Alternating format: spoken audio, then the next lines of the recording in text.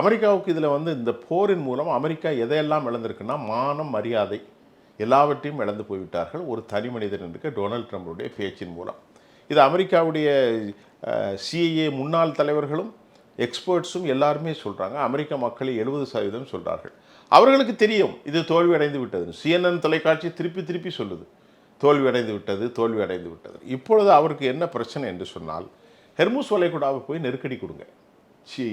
அவர் பிற சொல்ல எல்லா கப்பல்களும் அமெரிக்கா சொல்லுது எல்லா கப்பல்களும் போகலாம். ஆனால் எந்த கப்பல் அவர்கள் ஈரானிலிருந்து சரக்கை ஏற்றி கொண்டு இங்கே வருகிறார்களோ அந்த கப்பலை நாங்கள் அடிப்போம். இப்போது சற்று முன்னர் உண்மையில் இப்படி வந்து அடிப்போம்னு சொல்கிறாங்க, அடிப்பார்களான்னு.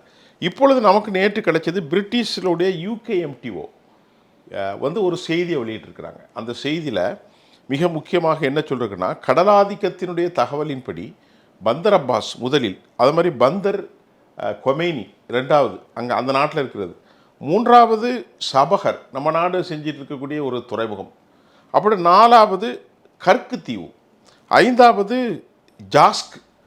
இந்த சின்ன சின்ன ஃபோர்ட்டு பெரிய ஃபோர்ட்டில் பந்தர் அப்பாஸ் தான் பெரிய ஃபோர்ட். இதை அமெரிக்கா தாக்கலாம்.